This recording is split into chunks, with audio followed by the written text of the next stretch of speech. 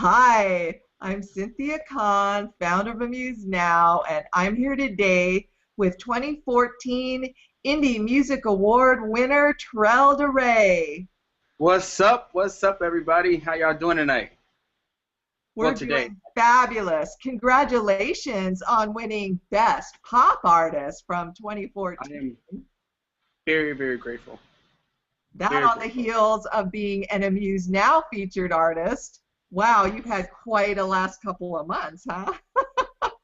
It's been beautiful. These last couple of months have been nothing short of a blessing. I'm very grateful. Very grateful. It's so exciting to see all your hard work pay off. How long have you been involved with Kimberly Carlile and Lipstick Radio? We've been involved with each other actually since 2012, I believe.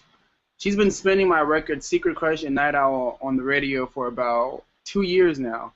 It's Wow. been playing in Los Angeles, and then she also has it playing in New York. So it's been a little minute. We've had a great relationship.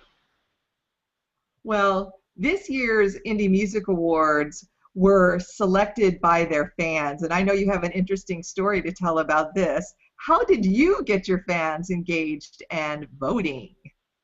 Wow. I was actually at a performance, and while at the performance, I made everybody take out their cell phones, whatever gadgets they had that could connect to the internet, and I made them vote for me right then and there. It was kind of like, you guys have to vote for me. I have to win this. I need this award. That's awesome.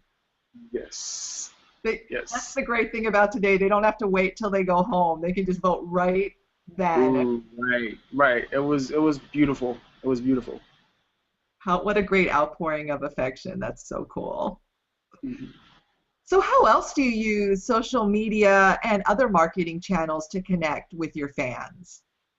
Well, I use all social media outlets, from Twitter to Instagram to my Facebook and to like everything, especially my MTV artist page as well and my Reverb Nation page. I just connect to them on all types of levels and try to my best to keep it current, keep it fresh, and keep it tasteful and classy, so that I can get the right people, the right demographics, and my right true fans. And I try my best to just talk to them. Whenever they talk to me, I talk back to them, and we just keep it like a bond. They're truly, truly special to me, and I really appreciate all the dedication that they put towards my artistry.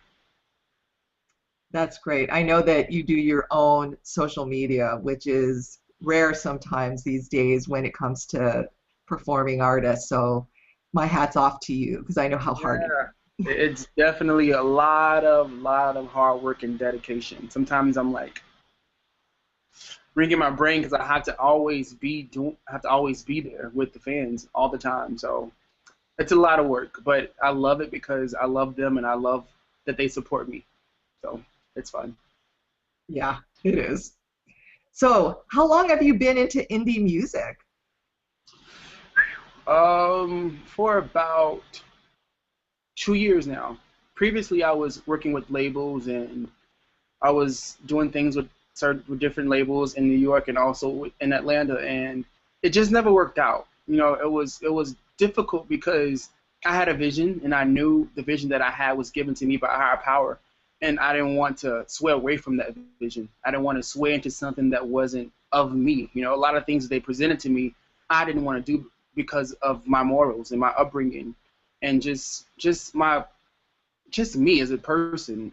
A lot of things are just too far fetched for my brain, and I wanted to keep it classy at all times.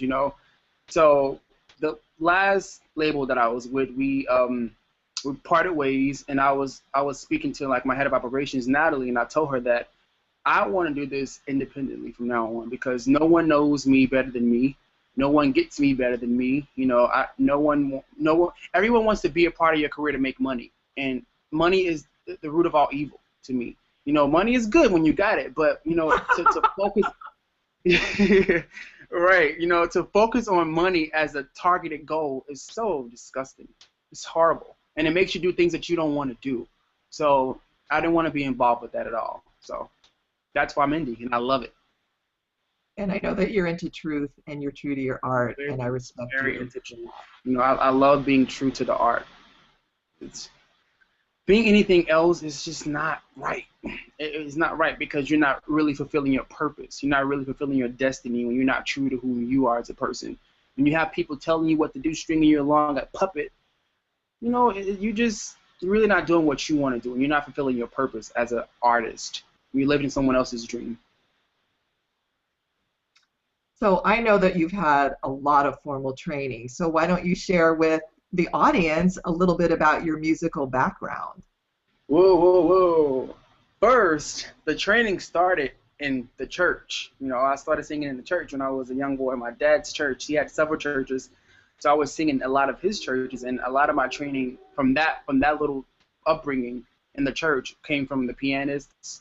And also, I had a teacher named Miss Jackson, whom she had music classes in elementary, and she taught us a lot about music, tempo, time signatures, and how to locate the actual notes on a scale and the piano. So from the elementary stages on, I advanced to junior high and high school, and then that's when Mr. Watson, my teacher in high school, he trained me like I was in Olympics. You know, he really really taught me the art of music. You know, music is more than just singing and more than just playing an instrument. You have to become it. You know, you are an instrument yourself, and you create the sound through you playing it or vocalizing. So you actually are the main instrument.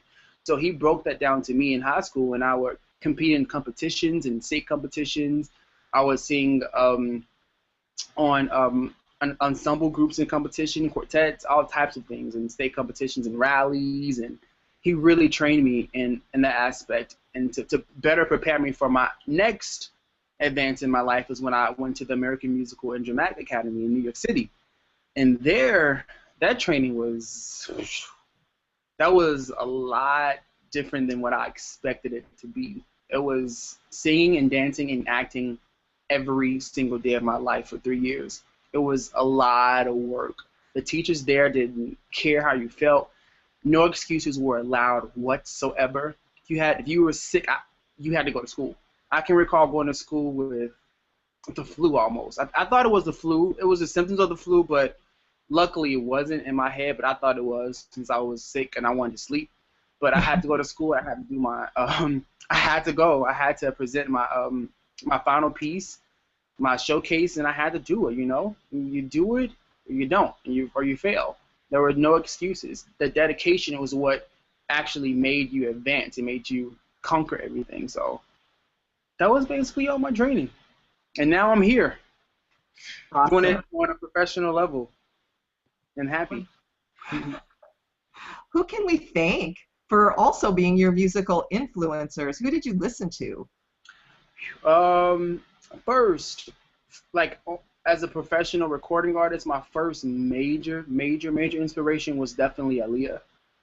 Her voice was like an angel. You know, she was so pure, and she was so just honest with her music. She was really what I would call a true artist. She loved what she did, and her her ability to grasp and take a song and make it into something of this not of this world. It was just angelic to me, and I wanted to not be like that, but I wanted to aspire to be in that type of position where I can be true to the art. So she was kind of my first major inspiration. But before her, I listened to a lot of Motown in the household of my father. He would play a lot of the Temptations, the Supremes, his favorite artists, Bobby Womack, and Smokey Robinson, Stevie Wonder. A lot of them influenced my vocals today. So, and also, I'm sorry, I forgot to mention my sister. She could also sing, and yeah, she could also sing. She has a beautiful voice, and I would listen to her sing around the house, and I was like, man, I want to sing like that. I gotta sing like that because I know I can do it. So listening to her first, she was the first inspiration, and listening to her just made me want to get better at it because she has such a beautiful voice. Does she still sing? Yes, absolutely. She's more into the gospel aspect of singing. She's not a heathen like me. Oh, a pop heathen? You're right, yeah, pop heathen, as some people will call it. She's more into the gospel realm of singing, and I think she's in the right area because she touches a lot of people with her voice, and it's beautiful. Do you collaborate with other artists? What skill sets do you look for to complement your talents? When it comes to collaborating with other artists, I look for originality. I don't want to just be on a project with another artist just to get a buzz. That's lame and that's whack. It's not. It's just not true. Like I say, I'm all about truth. I'm all about truth. And when I say that, I mean it. I'm all about truth, and I don't want to just get on a track with another artist just to create buzz. If you're not true to the art, I can tell. Because it was drilled in me at an early age to always stay true to the music. And when it comes to collaborating, I try my best to sway away a lot from collaborating with artists. I collaborate with a lot of producers and songwriters because they bring out an element in me that I don't know I have sometimes in the studio. So that's when it comes to collaborating, I try my best to collaborate with that type of spectrum when it comes to production and songwriting. I would love to collaborate with a lot of artists, but a lot of artists out today, like I said, they're just doing it for a buck, and they're not true. So it's like I don't want to be a part of that. I don't want to put my talent with that. Not to be arrogant or anything. It's just my truth. So Well, that's why you're an indie artist. right, right, right. So now that the award show is over, what's up next for Trell Daray?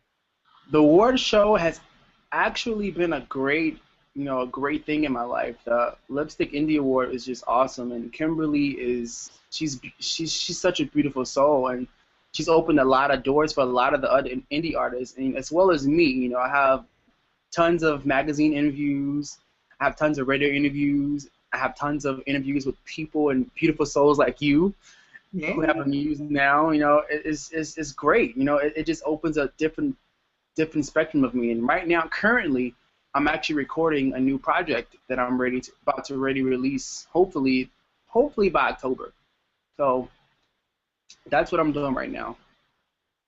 Well, that's awesome. Yeah. So anybody who doesn't know, the prizes for the Indie Music Awards were a lot of different things to help support other artists long after the show was over. So go out to amusenow.com and read all about it or watch the show Right. on our YouTube channel, and Trell sings on that, right? Yeah, they snuck. You guys snuck it on me. I wasn't expecting to sing, but hey, I did it.